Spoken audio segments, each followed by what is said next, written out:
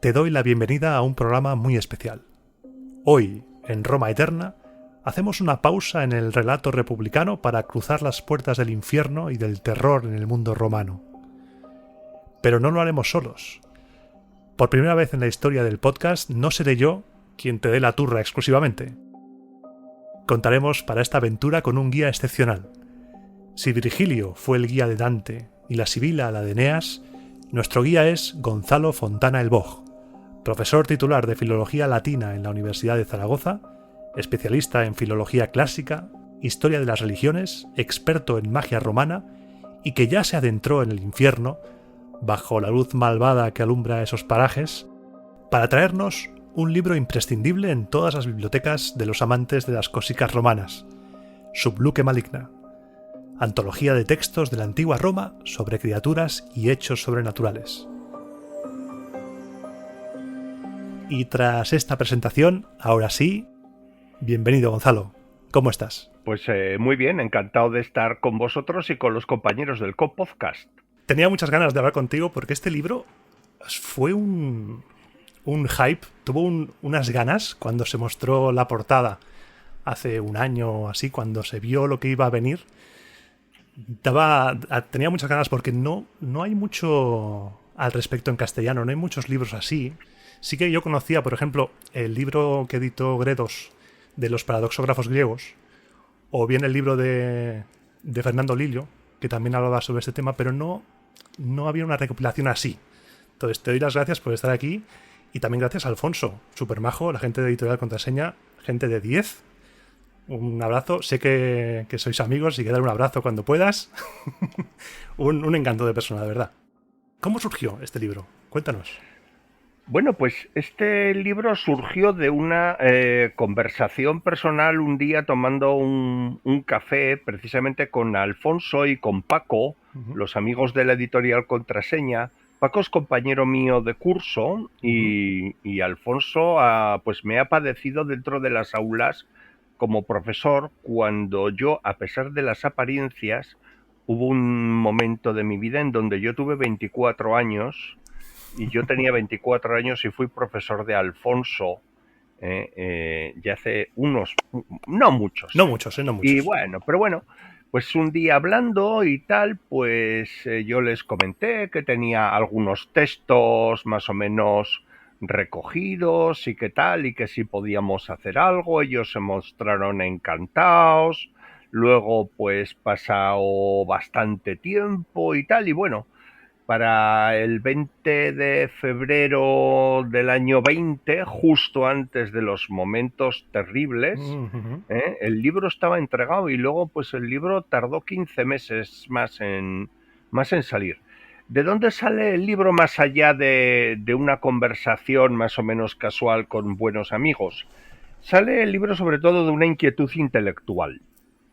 Durante muchos años, yo, que soy profesor de latín, he estado meditando en que podemos saber mucho latín y saber muy poco de los romanos.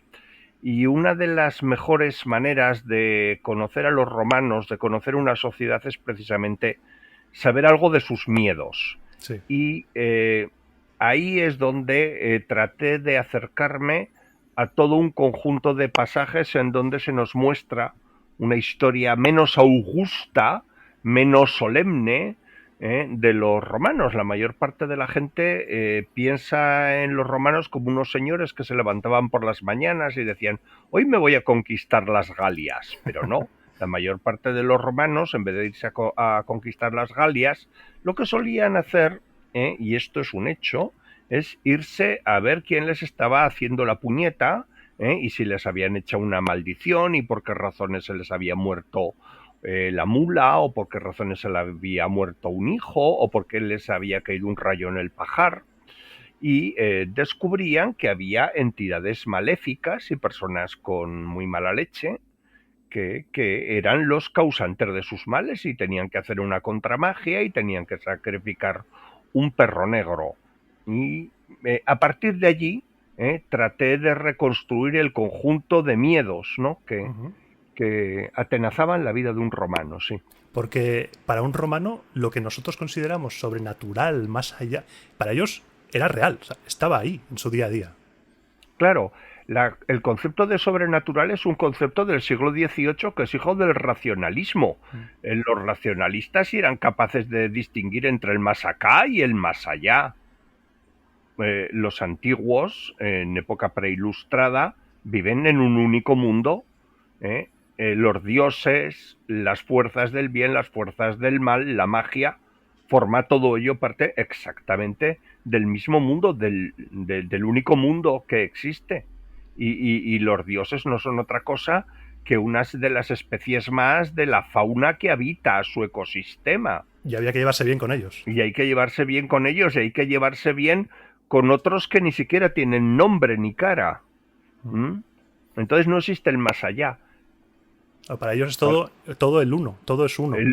Todo es uno, efectivamente, sí. Y como vemos también en los textos que se han reunido en el libro, la muerte también es algo que está muy presente en la vida.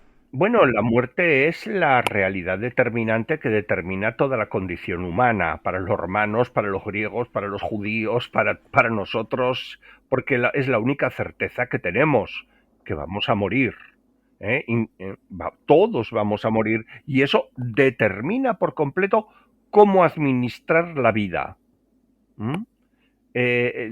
Lo que ocurre después de la muerte para los romanos es menos amable que para la cultura judeocristiana, en donde existe una cierta esperanza de que si te has portado bien puedes ir al paraíso. Para los romanos no hay paraíso. Para los romanos hay un espacio frío, aburrido, porque la única vida alegre que se puede tener es aquí. Y entonces le tienen terror a la muerte. Y aquello de Santa Teresa, que muero porque no muero, no corría en Roma. La gente no se quería morir de ninguna manera. Porque la auténtica vida, como comentas, es esta. Es esta. Y los romanos, el concepto que tenemos nosotros judio-cristiano del cielo, eso no existe. No. Todo es lo mismo para ellos. Todos van al mismo basurero. No hay un infierno, un lugar dedicado a los malos, no. Vamos a ver, en algunas corrientes específicas de escuelas muy cerradas, por ejemplo, entre los órficos, existen sí conceptos de premio y de castigo, pero eso no afecta a la mayor parte de la gente. La gente, entonces, o sea, gracias a los órficos tenemos a Sísifo, a Tántalo, no esos castigados en el infierno, a las Danaides, pero eso es muy poquita gente quien lo cree. Lo que pasa es que resulta muy útil y muy efectivo a la hora de fabricar literatura. Pero la inmensa mayoría de los romanos, con la muerte llega un se finí y se pasa una existencia muy menguada, muy aburrida y muy destruida. Y muy poco halagüeña. Aunque algunos vuelven. En este libro vemos que a veces vuelven. Sí. Bueno, hay dos maneras de volver. En la manera de la mitología tradicional romana, los muertos salen 3 veces al año, en fechas predeterminadas, a través de una oquedad que está en el foro de la ciudad, el Mundus Ceteris. Salen los espíritus de los muertos. Y bueno, no causan mucho problema porque hay que ofrecerles una serie de ofrendas y luego vuelven por el mismo agujero por donde han salido, vuelven de nuevo al infierno. Sin embargo, por influencia griega, sobre todo por influencia helenística, los muertos ya no salen en masa, sino que ya salen como seres individuales con rostro específico y que salen a saldar cuentas que han dejado pendientes en esta vida, desde un novio que se ha ido con otra hasta a reclamar un asesinato, un crimen, a reclamar una tumba porque no se les ha enterrado. Y entonces es cuando aparece el concepto del fantasma en Roma. Que ese último ejemplo que has puesto me gusta mucho, por ejemplo, Calígula, que está en el libro, Ujú. que Sí, Calígula vuelve porque no se le ha dado una sepultura correcta efectivamente. y hasta que no se le da sepultura no descansa.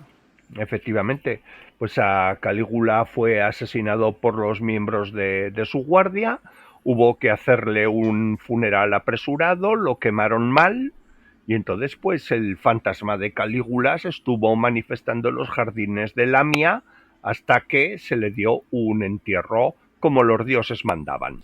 Que este ejemplo, la línea de este argumento es prácticamente el 99% de las películas de miedo de fantasmas actuales. Sí, Una claro. casa en la cual hubo un asesinato y no se les dio sepultura o demás, y vuelven a atormentar hasta que descubres que realmente son gente que lo único que quieren es descansar.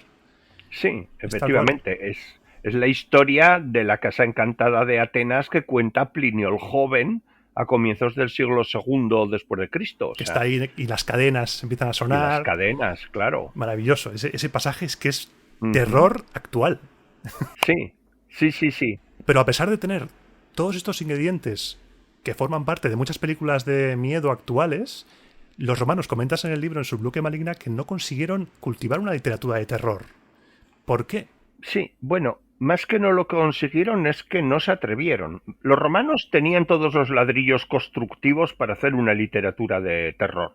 Sabían manejar el suspense, porque tenían un perfecto control del suspense, por ejemplo, en las comedias, en las tragedias. Sabían manejar lo nocturno, sabían manejar lo macabro, sabían manejar eh, eh, la muerte, sabían manejar la ironía dramática y sabían tomarse en serio lo sobrenatural. El problema es que para elevar el terror a un nivel que podríamos llamar de disfrute estético, necesitamos la existencia básicamente de un círculo de protección. En el prólogo del libro recreaba una situación imaginada por mí, pero que creo que no me voy de la realidad, que es que nuestros antepasados del Paleolítico en las cuevas con toda seguridad contaban historias de terror.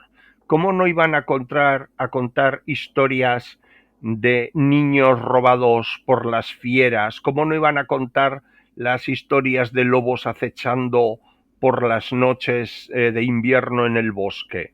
Claro. Lo que pasa es que esas historias solo se pueden contar dentro de la cueva, alrededor del fuego Cuando no hay y, peligro. y con la protección del fuego. Entonces es muy divertido contar esas historias. Sí.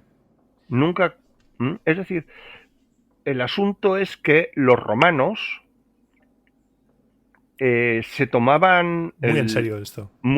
tan en serio lo del terror que, salvo excepciones, no, no podían crear la atmósfera de que nosotros tenemos a disposición en un libro Claro. o tenemos a disposición en una sala de cine. Todos sabemos que lo que estamos viendo en pantalla no es real. Exacto. Y no nos va a hacer daño, no nos va a comer. Y que saldremos de la película más o menos conmocionados de ver a Satanás o a Aníbal Lecter, pero sabemos que Aníbal Lecter han quedado dentro de la sala de cine. Los romanos no estaban seguros. ¿Mm? Sí.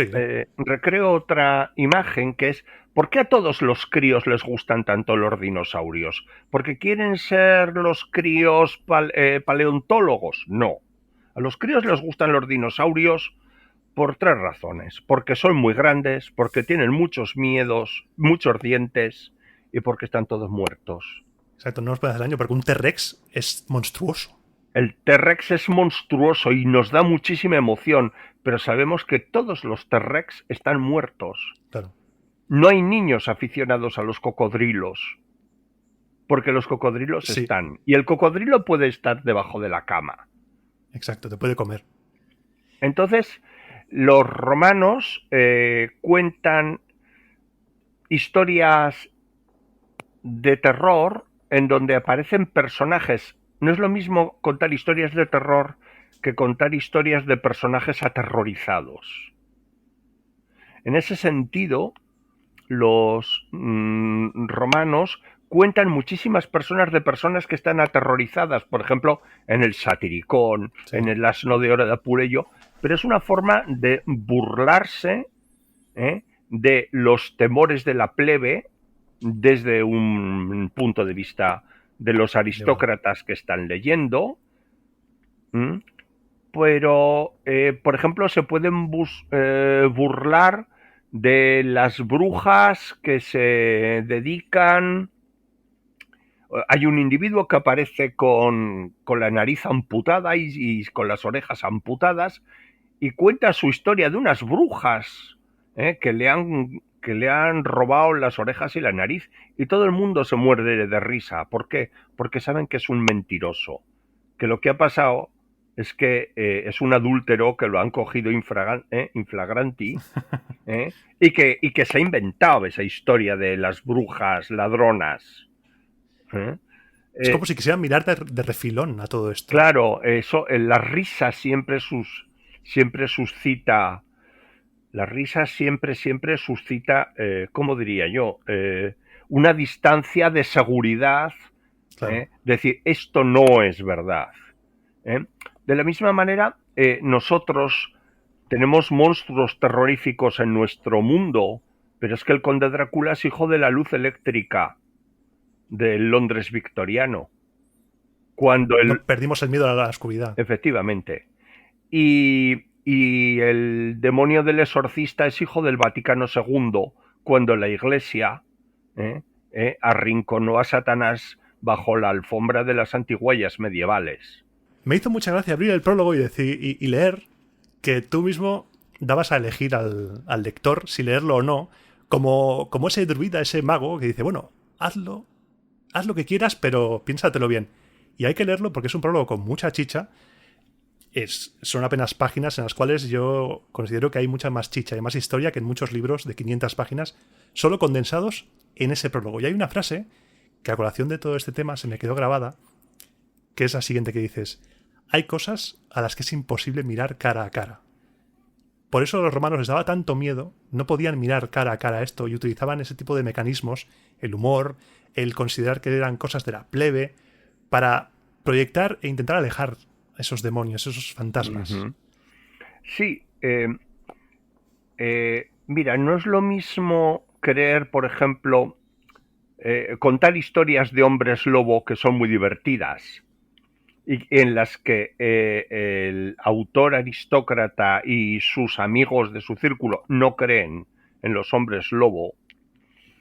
Y otra cosa es, por ejemplo, plantearse la idea de que un mago puede secuestrar tu cadáver y sacarlo de la tumba, una idea en la que cree todo el mundo romano.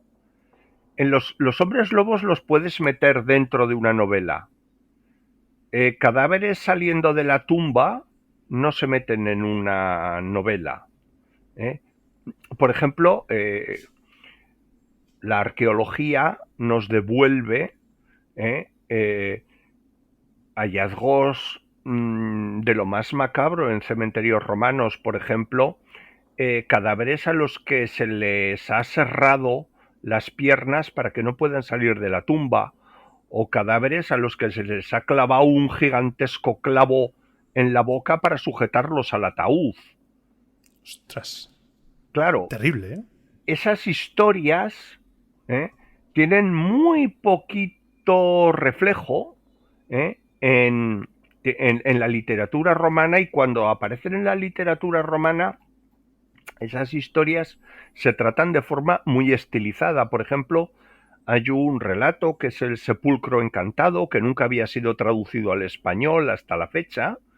¿Cierto? Mi favorito, por cierto. No me digas. Bueno, pues es... junto con el de los dos hermanos que están en guerra y uno le sirve al otro sus hijos. Ah, sí, ¿Esos dos? El Tiestes de Séneca. Sí. Sí. Bueno, pues El sepulcro encantado es un relato en donde hay un muchacho que ha sido enterrado y cuyo fantasma sale de la tumba. Sale de la tumba para visitar a la madre. Y entonces lo que hace el padre es pedir que un mago profesional encadene de nuevo al muerto a su tumba, y para eso lo hace con unos enormes hierros, en latín mucrones, que yo lo traduje por rejones, pero son hierros puntiagudos, con unos hierros mágicos puntiagudos para sujetar al muerto a la tumba. Pero eso se hacía. No, porque realmente se creía esto. Sí, sí, y formaba parte tenían, de su día a día. y en la fantasía del romano eso es tan amenazador que eso no lo cuentan de una forma tan directa como pueden contar muchas otras cosas. Es que ¿a quién no le daría pánico que nuestro cadáver sea secuestrado para hacerle recados a un hechicero por las noches? Claro, como por ejemplo pasa en la Farsalia de Lucano. Por Cuentas ejemplo. también que va a Sexto Pompeyo a ver a una bruja, Sí. y la bruja cuenta cómo va a buscar un cadáver para resucitarlo y que sea el cadáver el profeta. Efectivamente. Es terrible como lo cuenta. Sí, es un episodio absolutamente aterrador. Hemos dicho que Roma no fue capaz de crear una literatura de terror básicamente porque no había ningún blindaje racional alrededor de los romanos. Los romanos le tenían a todo esto mucho respeto y solo lo pueden contar en tono humorístico muchas veces. Sin embargo, precisamente los dos autores más racionalistas y más descreídos de la literatura latina, que son precisamente Horacio y Lucano, son los que pueden crear los relatos más auténticamente aterradores, que son el secuestro y sacrificio ritual del niño hecho por la bruja Canidia en el Epodo V de Horacio, y precisamente el retrato de la maga Ericto, de la bruja Ericto, en la Farsalia de Lucano. Son dos autores racionalistas, filosóficos, el uno estoico, el otro epicúreo, que no creen absolutamente en ninguna creencia sobrenatural. Son ellos los que pueden crear las figuras más salvajemente sórdidas de la literatura latina, pero ellos son la excepción. Sí. Y aquí vemos también la figura de la bruja. Sí. Porque la figura de la bruja, como la conocemos nosotros, la señora vieja, señora andrajosa, señora incluso deforme físicamente, sí, la conocemos aquí con los romanos. Sin duda. La bruja, que es una mujer vieja, por tanto inútil socialmente, peligrosa socialmente, autónoma porque generalmente es viuda, si está sola es que es viuda, pues es una figura ya de entrada sospechosa en el mundo antiguo, tanto en Grecia como en Roma, que es en última instancia la que ha fabricado las brujas medievales y la Celestina. Y bueno, es un hecho que esas mujeres que son víctimas de la sospecha social, pues han fabricado un retrato que además añade en el que además se añade un ingrediente adicional, que son celestinas, es decir, mujeres que logran, bueno, como la Celestina, que es bruja y alcahueta, pues mujeres que se meten en las casas para meter a las jóvenes en aventuras adúlteras, es decir, la bruja transgrede todos los límites sociales, el límite de la sexualidad ordenada, el límite del conocimiento ordenado, el límite de la independencia y el límite de la inutilidad social. Y se crea un personaje literario sumamente consistente y eficaz. La enorme cantidad de documentación que existe sobre brujería femenina en Roma demuestra que sí, que eran omnipresentes. Pero es que, claro, había muchísimas mujeres solas, sueltas, que no tenían otro remedio que ganarse la vida con lo que sabían hacer. Tanta guerra, creo todo eso una forma de un ejército de viudas que quizá sí. debieron buscarse la vida así. Sí, claro. Y también las brujas como proveedoras de servicios, porque también se encuentran maldiciones que pueden proveer ellas, Sí. filtros de amor Sí. para enamorar a alguien. Sí. Eran auténticas tiendas de lo oscuro, tiendas de lo oculto. Sí, vamos a ver. Dos cosas a ver si los explicar de una forma un poco ordenada. El hombre romano es un individuo que vive básicamente asediado por fuerzas que él no puede controlar, pero simultáneamente él tiene un yo sumamente precario. El hombre romano, nosotros concebimos que, por ejemplo, un sentimiento como el amor es algo que sale de nosotros mismos. El romano no puede concebir eso. El amor es alguien que le echa un hechizo. Algo que se te mete dentro. Es algo que se te mete dentro. Más aún, no hay un sé impersonal. Te lo meten dentro. Y quien te lo mete dentro es el agente, el brujo, la bruja. Entonces, el romano vive permanentemente asediado por la realidad. Porque se te mueren los hijos, porque se te muere la mula, porque se te quema la cosecha, porque se te seca la cosecha, porque hay un montón de enfermedades y de males y de sentimientos que la gente te mete y no se sabe por qué, y entonces necesitas permanentemente protegerte de la magia ajena y simultáneamente contraatacar mandando maldiciones a quien te está fastidiando a través de la magia. Más aún, el hombre romano tiene un yo tan precario que vive permanentemente, no solo asediado, sino en una especie de espacio tapiado que está lleno de límites, de cosas que no puede hacer. Todos hemos sido niños y todos hemos tenido la fantasía de ser invisibles. Sí. Todos hemos sido niños y hemos tenido la fantasía de volar. La magia es exactamente la posibilidad que tiene el hombre de la antigüedad de traspasar los límites que la realidad te impone. Yo quiero a fulanita, pero fulanita no me hace caso. ¿Qué hago? Me voy a la bruja del barrio y traspaso los límites. Me importa un pimiento los deseos de fulanita. Exacto. Es como para esclavizar sensualmente, que pones en el libro, esclavizar sensualmente a esa persona. Totalmente. Pero existen conjuros mágicos para todo. Para ganar apuestas en las carreras de circo. Para acostarte con el chico o la chica que tú quieres. Para que se quede ciego el marido de la chica que tú quieres. Para que se quede mudo el abogado de tu rival. Para conseguir dinero. Todos los deseos de un ser humano y que encuentran obstáculos en lo que nosotros llamaríamos la cruda realidad. En Roma existe la posibilidad de saltarse ese límite. Deseos para mandarle a tu vecino lepra en la cara. Claro, bueno, ¿a quién se lo vas a mandar? ¿A alguien que está lejos? No. Claro, pues al vecino que me está dando la data. Efectivamente, porque además tienes la seria sospecha que el vecino ha matado a un perro negro para que a ti te entre la peste en casa y tú se la devuelves. Hay, por ejemplo, un texto que no he puesto en el libro o que no he incluido en el libro porque es un texto en griego.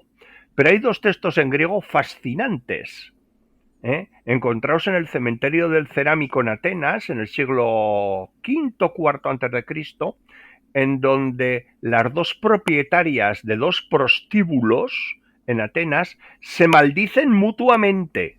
La guerra. Que a la casa de fulana le entre toda la peste, y tal y cual. Y viceversa. Y viceversa, y hemos encontrado, para hacer una maldición de estas, lo que hay que hacer es escribirla en una tablilla de plomo, enterrarla en una tumba y el muerto te hace de recadero, se lleva la tablilla de plomo al infierno y ahí gestionan, la gestionan en la ventanilla de maldiciones, le ponen la póliza y gestionan la maldición en el infierno. Pues resulta que las dos propietarias de dos prostíbulos atenienses se maldijeron la una a la otra. Y se han encontrado ambas. Y se han encontrado casualmente las dos tablillas. Es maravilloso eso, es maravilloso. Es maravilloso. Porque quizá habrá un Subluque Maligna versión griega en un futuro. Bueno, eso quizás deberíais consultarlo con la editorial Contraseña. Porque veo ahí ganas, porque estaría muy bien eso. Uh-huh. Pero el trabajo que te ha dado este libro ya es suficiente porque ¿cuánto tiempo has estado para reunir estos 120 textos, traducirlos tú mismo? Porque están traducidos por ti, estos textos. Sí. Un trabajo... Bueno, pues mira, no te creas que demasiado tiempo. Para empezar, yo soy un profesor de latín y en el fondo de mi ordenador pues hay muchas cosas hechas a lo largo de muchos años, muchos textos y tal. Entonces, no, mira, para serte sincero, entre lo que hice fue rescatar un montón de material que tenía, porque para una asignatura haces esto, para otra asignatura haces lo otro. Rescaté mucho material que tenía, le lavé la cara, porque claro, hay que hacerlo de forma presentable. Pero bueno, los 120 textos con las introducciones y tal, pues unos 5 meses. Y luego la introducción sí me costó un poco más, 3 meses. El prólogo. Para escribir la introducción me costó escribirla 3 meses. Y ya está, o sea, pero claro, es cierto que yo llevo estudiando religión romana pues desde hace más de 30 años. Claro, es un trabajo de una vida esto que hay aquí. Sí. Y también el prólogo es muy interesante porque explicas cómo la élite romana escribió sobre la historia de Roma, escribió un relato sobre Roma alejado de la realidad, porque se escribían para ellos, para mostrar su imagen y su propaganda, entre comillas. Entonces, esta élite romana no acudiría a las brujas, porque las brujas es algo como a la plebe, ¿no? Las brujas... No, gente... en absoluto. La élite romana acudía a las brujas.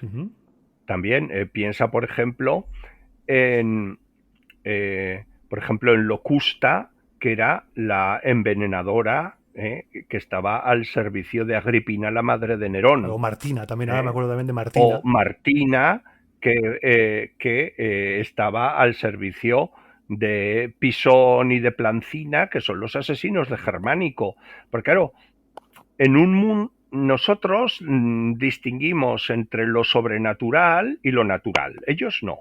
Nosotros, es decir, cuando decimos que la cicuta tiene alcaloides que generan la muerte, pues para ellos la cicuta era una planta mágica.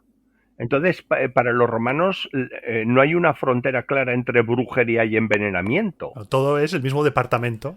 Departamento de bruja. Todo es el mismo departamento, claro. Entonces, claro, las brujas sabían matar con arsénico y sabían matar con plantas, y claro que sí.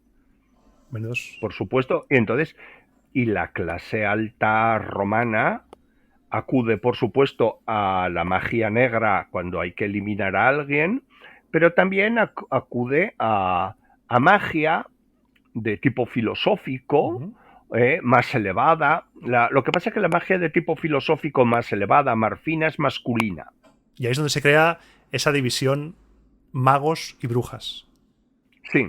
Es decir, Panoramis y Gandalf fueron creados en época romana porque ellos van vestidos de blanco. Nunca sabremos de qué color iban vestidos los druidas galos. Nunca lo sabremos. Porque, en cambio, el mago vestido de blanco es una creación romana. Sí. ¿De acuerdo? Entonces,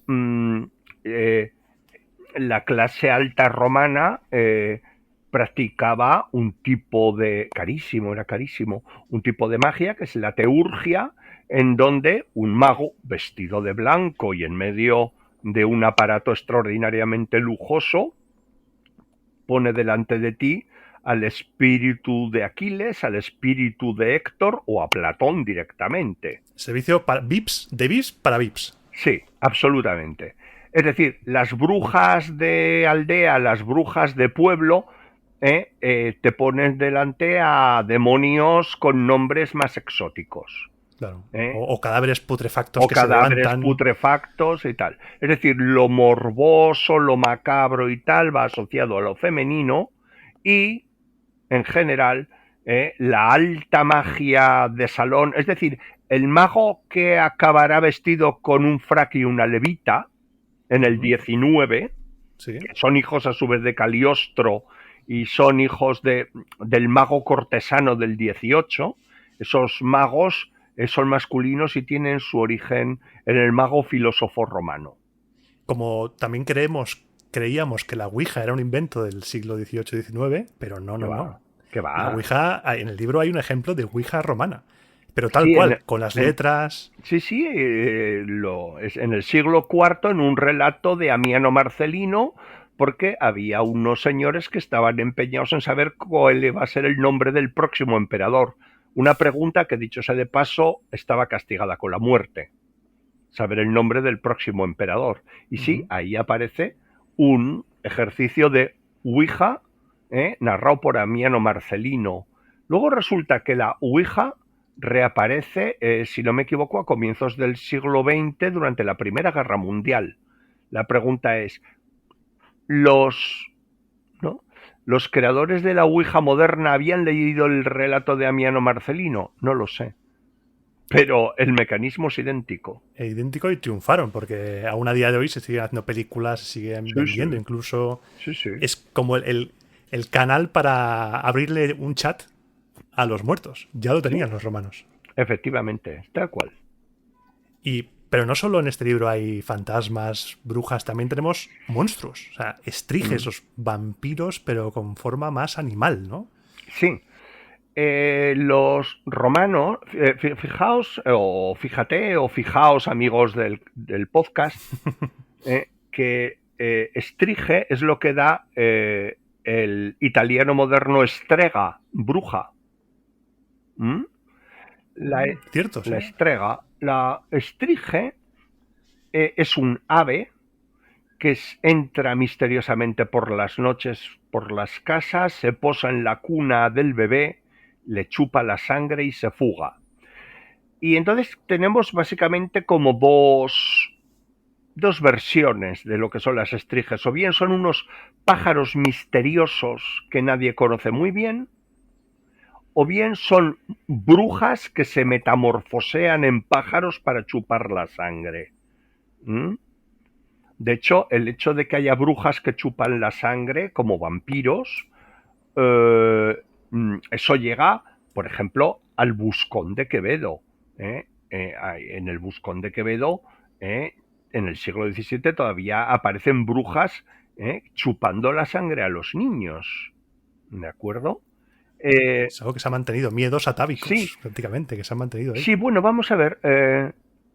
Las caras del miedo. El miedo fundamental es la muerte y la disolución, que en realidad es lo mismo.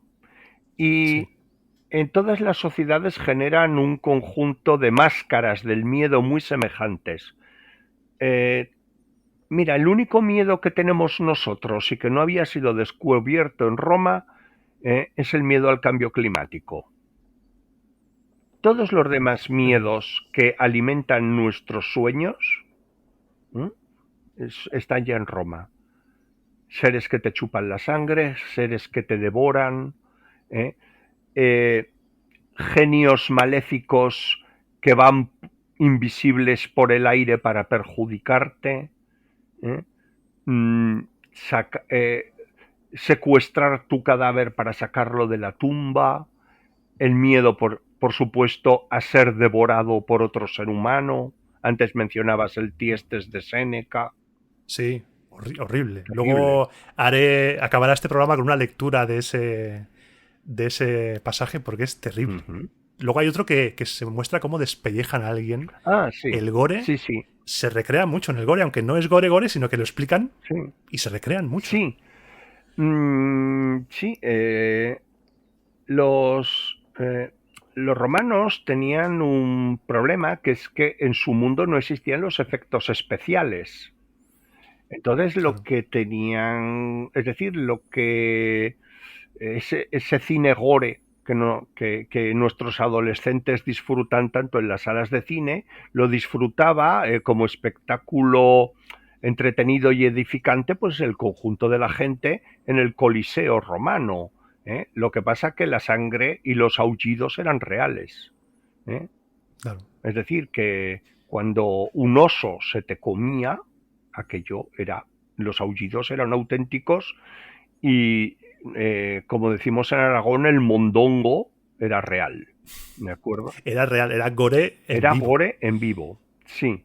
Y ante esta existencia tan terrible, ¿cómo se podía defender a alguien? ¿Qué tipo de artilugios o qué tipo de cosas podía hacer un romano para defenderse ante conjuros, fantasmas muertos que vienen? ¿Habría amuletos, habría hechizos, contrahechizos, habría Bueno, cosas vamos a así? ver, hay que distinguir por planos. Tú antes Ujú. mencionabas a Calígula, y Sí. Calígula un día se enteró de que había un senador que tomaba antídotos para que él no lo envenenara, y Calígula se lo tomó fatal, dijo, no hay antídoto para César. Es decir, cuando el poderoso ¿eh? Decidía ir a por ti, en Roma no había antídoto. Es decir, los pobres desdichados que acababan en un espectáculo con leones en el Coliseo o protagonizando espantosos, aterradores espectáculos salvajes y acababan en medio de salvajes aullidos de dolor, ellos no tenían ninguna defensa. No había ahí escapatoria posible. No, ninguna. Otra cosa es que, salvo excepciones, eso solo le pasaba a gente de la clase baja. ¿De acuerdo? Ujú. En cambio, para lo que podríamos llamar los miedos sobrenaturales, los romanos vivían perfectamente blindados por toda una batería de amuletos de todo tipo, amuletos para protegerse del mal de ojo, amuletos para proteger a los niños, amuletos para proteger a mujeres embarazadas, eh, maravillosos amuletos que se llaman lamelas, que son textos chiquititos escritos en láminas de oro, en donde aparecen oraciones a los dioses protectores, ¿eh? Y que se llevan colgados y que han y que vamos a ver, todo el mundo iba cubierto, y perdóname por el anacronismo, todo el mundo iba cubierto de escapularios y de Sí. detente bala, ¿eh? Por si acaso, Por si no hay acaso. que jugar. No, no, no, no. Es decir, tú no podías protegerte de Calígula, pero desde luego de la mala leche del vecino se intentaba seriamente. Claro. ¿eh? Eh, de hecho, todo el conjunto de amuletos mágicos ¿eh? Eh, ha seguido permanentemente vivo en la cultura occidental hasta hace muy poco. Creemos que somos muy modernos y no hemos No, en inventado absoluto. muchas Puedo cosas. contar un caso personal mío. Cuando deshicimos la casa de mis abuelos, encontramos unos cuantos amuletos mágicos para proteger niños pequeños. Es tal cual lo mismo, pero en la actualidad. Sí, sí. Lo que pasa que tenían una simbología cristiana, Diferente, claro. pero es decir, y ese amuleto está perfectamente datado en 1925, en casa de mis abuelos. ¿Mm? Porque el cristianismo aún así nos legó gran parte de cosas romanas y se mantuvieron. Ah, absolutamente. El cristianismo lo único que hizo fue cambiar los nombres, pero la realidad era la misma. Yo recuerdo en mi casa, por ejemplo, que mi madre era muy devota de San Pancracio. Por ejemplo. Y teníamos, y aún está en casa, en una figurita, Sí, y le ponía una moneda de 5 duros que tenía un agujerito, eso es. y lo adoraba como si fuera un lar. Sí, Era su y divinidad del hogar. sí, y posiblemente tenía la esperanza de que le generara algún tipo de ingresos o al menos que evitara la ruina. Exacto, y le ponía perejil, Sí, le decía sí, sí, sí, ofrendas. sí. Sí, lo mismo. ¿eh? Sí. Es maravilloso cómo se mantiene lo que tú decías. El cristianismo ha cambiado de nombre en muchas cosas, ha actualizado otras, ha aglutinado creencias, pero en el fondo es prácticamente lo mismo. Sí, efectivamente. Digamos que el cristianismo creó una única figura maligna, que es Satanás, ¿eh? Cuando, claro, los romanos tenían una fauna más variada y menos organizada. La ultratumba... No había un maligno. No. Un maligno... No, en absoluto. Había muchos malignos y además cada mago tenía su propia corte de demonios y de diosecillos favoritos. Todo eso se acaba con el cristianismo y entonces es cuando todas las brujas se hacen satánicas. Claro. Pero antes no. Dicho sea de paso, la profesión, durante la época inquisitorial, la profesión masculina, los varones que más fueron acusados de magia a lo largo de toda la historia son precisamente curas. Eso no lo sabía.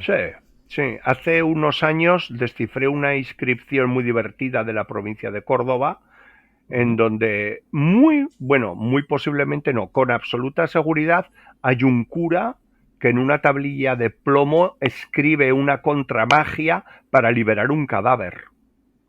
¿Utiliza los mismos mecanismos antiguos? Sí. ¿Para liberar un cadáver? Para liberar un cadáver que lo tenía secuestrado un mago. Como el del sepulcro encantado, que la madre le pide que al mago libere al hijo. Sí, tal cual.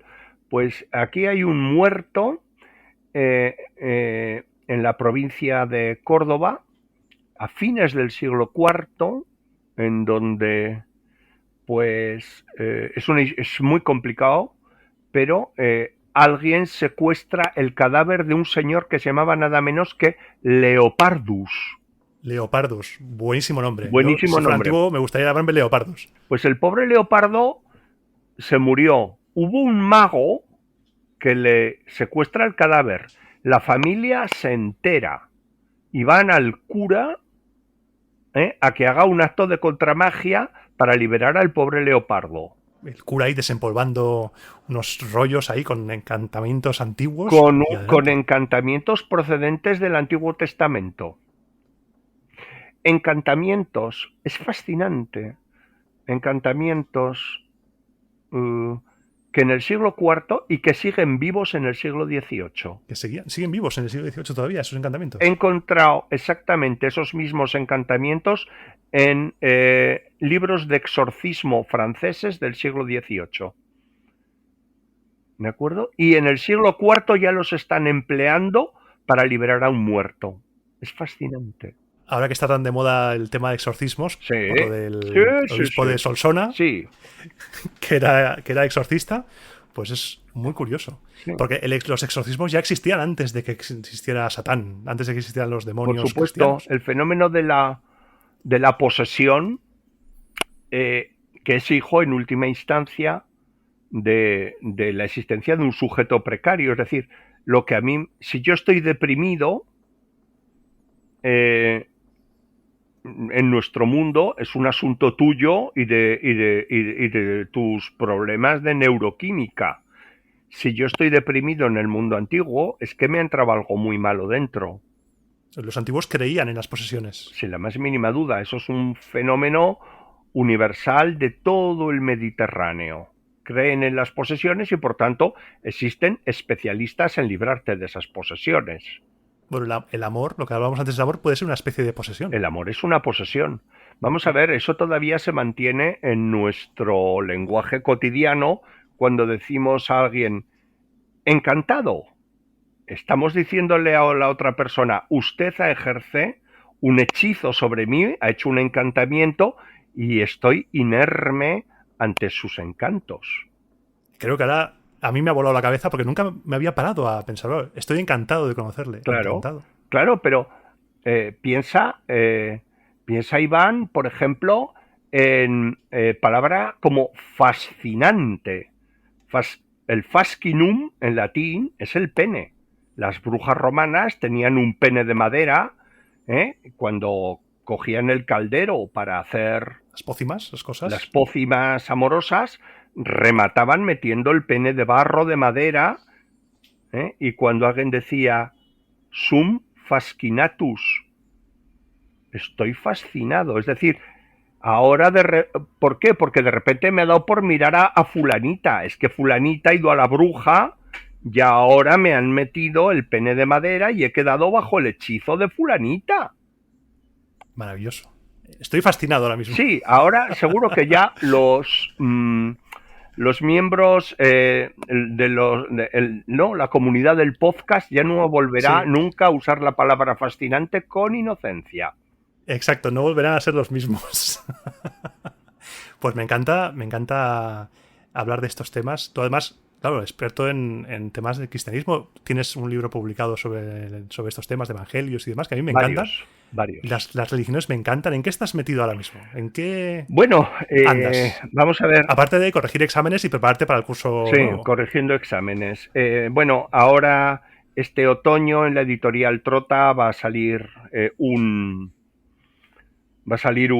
comentario bastante denso al Evangelio de San Juan, en una colección interesantísima, dirigida por el profesor Piñero, que un crack absoluto, y bueno, me ha hecho el honor de invitarme a mí a ser quien se haga cargo del corpus juánico, en lo que podríamos llamar el único intento que existe en el mundo de hacer una Biblia laica, en donde nosotros, un grupo de especialistas laicos no vinculados a una Biblia aconfesional, gente no vinculada a ningún credo religioso, en donde vamos a presentar los textos del Nuevo Testamento como lo que eran, no textos cristianos. Son textos judíos producidos en una sinagoga heterodoxa judía, pero en una sinagoga. Entonces el lector que se acerque a nuestro Nuevo Testamento de Trota, lo que va a leer es un texto judío, claro, no un texto cristiano. Porque como se escribió. Sí, y cómo significaba, antes de pasar por la teología cristiana, que es muy posterior. Básicamente es en lo que ando ahora en mis evangelios y tal. Pero vamos, también me dedico algún rato a hacer alguna inscripción y tal. Bueno, pues lo que me divierte. A mí estas cosas me encantan y yo también no soy creyente, pero el tema del cristianismo y las religiones me fascina. Uh-huh. Y cuando toque hablar en el podcast del nacimiento del cristianismo y todo esto, me encantaría invitarte para charlar un poco sobre el tema, si quieres. Estaré encantado. Que igual llego en el año 2040 a ese tema. Muy bien. Pero será un placer y esta charla yo creo que podemos finiquitarla con tu pasaje. ¿Cuál es tu pasaje favorito o tus dos? ¿Con cuál te quedarías de todos estos textos? Pues mira, mi pasaje favorito del texto es una maldición. Es una maldición romana que me parece divertidísima, porque es una maldición grabada sobre la tumba de una niña. Hay un matrimonio en donde papá y mamá, padres muy afligidos, entierran a una niña de 8 años, con toda la fraseología habitual de los padres desolados por la muerte de la criatura, pero al poco tiempo las cosas se debieron torcer entre ambos, porque el caso es que el padre se enfadó tantísimo con la madre, que era su antigua liberta, con la que se había casado, que escribió una maldición aterradora contra la madre. La maldición, pues bueno, que se cuelgue de una soga de esparto, que le echen pez hirviendo en el pecho, bueno, cosas tremendas que le desea a su señora, porque la señora pues se le había, no solo le había vaciado la casa por la noche mientras él dormía, y se le había llevado 2 esclavos que había en casa, y el hombre, el viejo, solo, abandonado. Entonces es una maldición que es sumamente interesante, porque hay un momento que en la primera parte, en la de los padres afligidos, él hace una damnatio memoriae, él tacha el nombre de su esposa. La quiere borrar completamente. La quiere borrar. Pero resulta que para maldecirla, y para maldecirla lo que hace es utilizar el alma, el espíritu de la hija. Utiliza a la hija para maldecirla. Para maldecir a la madre, claro, la mala madre. Entonces tiene que volver a escribir el nombre de la esposa, y por eso sabemos que la libertad se llamaba Acte. ¿Mm? Y entonces es una situación de sainete absoluta, porque la imagen de la mujer fugándose de la casa con todos los muebles y fugándose con los dos esclavitos y huyendo y dejando al viejo solo, me parece muy divertida. Y luego me parece también muy divertido cómo él intenta vengarse. Ese es mi pasaje favorito del libro. Pues cerraremos esta charla, no me quiero llamar entrevista, esta charla distendida contigo, Gonzalo. Haré una representación de este pasaje y cerraremos con este y con el Tiestes de Séneca, con los dos favoritos por nosotros. Y sin nada más que añadir, ha sido un placer tenerte ahí conmigo. Lo mismo te puedo decir, Iván, ha sido muy relajado y ha sido muy divertido hablar del libro de una forma tan poco académica. Es lo mejor, porque este libro la verdad es que es un libro muy académico, porque tiene un trabajo académico profundo, pero presentado de manera que lo puede leer cualquiera y lo puede aprovechar cualquiera, porque cada texto, como tú decías, cada fragmento tiene una explicación.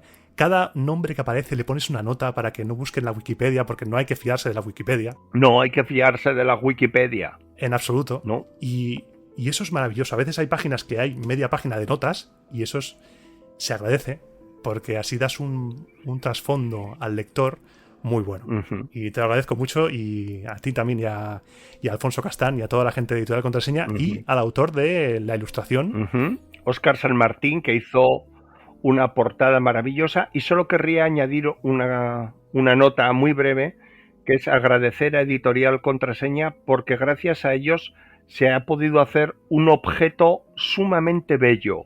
El libro como libro es una preciosidad de libro, extraordinariamente cuidado, como hacen todo muy bien los amigos de Contraseña, y ese es un ingrediente que creo que hay que resaltar, y eso se lo debemos a Alfonso y a Paco. Pues muchas gracias, Gonzalo. Pues muchas gracias a ti, Iván, hasta cuando quieras, Exacto, yo encantado, y con lo de cristianismo, toma nota, reserva agenda para el 2027 o por ahí cuando llegue. Muy bien. Y para adelante. Pues esperemos estar por aquí. Hacemos una invocación y te traemos de vuelta. Vendría con noticias jugosas del más allá. Del futuro. Muchas gracias, Gonzalo. Venga, un abrazo y muchas gracias a todos. Un abrazo. Venga, hasta luego, chao. Adiós.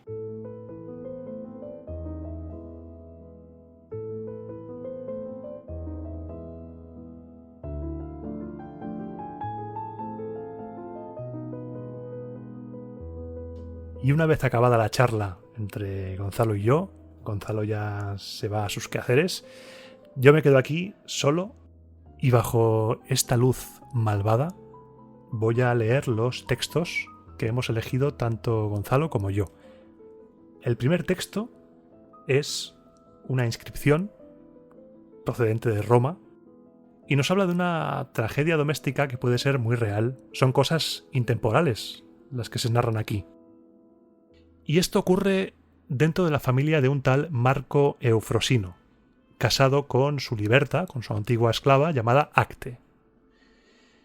Y es un epígrafe funerario en cuya primera parte los padres, rotos de dolor, manifiestan el lógico dolor por la pérdida de una hija muerta, una hija de 8 años. Hasta aquí todo normal, típico epitafio romano, que dice así: en honor a los manes de Junia Prócula, hija de Marco. Vivió 8 años, 11 meses y 5 días. Dejó a sus desdichados padre y madre anegados en llanto. Mandó hacer esta lápida Marco Junio Eufrosino para sí y para Tachado. Permite tú que los huesos de esta hija y los de sus padres descansen juntos. Lo que nos hagas, espera eso mismo para ti, y ten la seguridad de que tú mismo has de ser tu propio fiador. En esta inscripción está tachado el nombre de la madre, porque hubo un giro de los acontecimientos y parece ser que hubo un episodio de adulterio de la esposa. Esto genera una segunda parte de la inscripción, en la cual Marco Eufrosino decidió servirse del fantasma de su propia hija para vengarse de la adúltera y de sus compinches. Y entonces escribió en el propio epitafio la segunda parte de la inscripción, donde maldice a su esposa de manera contundente. Lo gracioso que ha explicado Gonzalo es que para poder maldecirla tiene que nombrarla. Así que el haberla tachado, el haber intentado hacerle damnatio memoriae antes, no sirve de nada porque la tiene que mencionar. Y dice así: aquí se ha escrito una maldición eterna contra Liberta Acte, envenenadora, traidora, mentirosa y de duro corazón. Un clavo y una cuerda de esparto para colgarse del cuello y pez hirviendo para que queme su malvado pecho. Y a pesar de que fue manumitida por la cara, se la jugó a su patrono y se largó con su amante, y a su patrono, mientras él estaba en la cama, le robó 2 sirvientes, una esclava y un chico. Un viejo solo, abandonado y ultrajado que perdió las ganas de vivir, y para Himno y para los que han seguido a Zósimo, la misma maldición.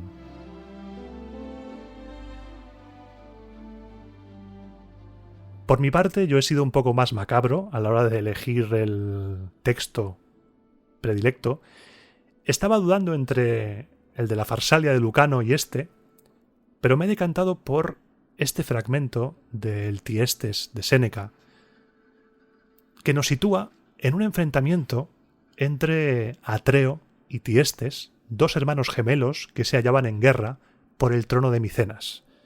Estamos ante uno de los relatos más macabros de la mitología griega.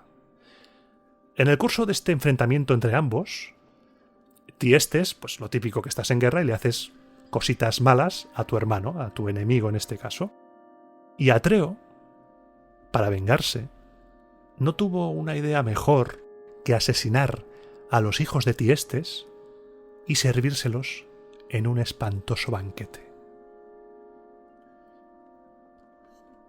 Y el personaje que habla es el mensajero. Y dice así: ojalá Atreo los hubiera dejado al raso o los hubiera privado de la pira funeraria. Así podrían las aves haberlos devorado, o sus cuerpos, triste llantar, atraer a las crueles fieras. Mas era su deseo que el suplicio de Tiestes, su padre, fuera más cruel todavía. Ojalá los hubiera visto insepultos. Oh, crimen que era ninguna podrá llegar a creer y hasta negará la posteridad. Arrancadas en vida de sus pechos, aún tiemblan sus entrañas, y rezuman sus venas y palpita su corazón, lleno todavía de temor. Atreo, empero, hurga entre sus restos y trata en ellos de leer los hados, examinando las venas de las vísceras calientes todavía. Y ya satisfecho con la ofrenda, pasa, ya tranquilo, a preparar el festín para su hermano. Él mismo trocea los cuerpos trinchándolos por partes, secciona del tronco los hombros por sus articulaciones y los tendones que retienen los músculos, destaza sin piedad los miembros y monda los huesos, y sólo deja intactas sus cabezas y sus manos, que reserva como pruebas. Ensarta en un espetón algunas de las vísceras y allí dispuestas lentamente van goteando sobre la hoguera. Otras, arrojadas a un caldero de rugiente bronce, son agitadas por el agua hirviente. Pone los manjares al fuego y éste, abrumado, los rehuye. Mas prendido una segunda y una tercera vez, lo fuerza al fin a seguir en el tembloroso hogar y arde de mala gana. Crepita el hígado en los asadores y nadie podrá decir si gemían más los cuerpos o las llamas. El propio fuego se deshace en un humo denso como la pez, en una triste y pesada nube, que no se eleva directamente a los cielos, sino que, con su monstruosa neblina, pone cerco a los propios penates. Y con estas 2 lecturas acaba este programa especial de Roma Eterna, que espero haya sido de tu agrado, y te emplazo al siguiente programa dentro de una semana. La semana que viene, el sábado que viene, seguimos con las aventuras republicanas. No te lo pierdas. Te espero en el siguiente programa de Roma a Eterna.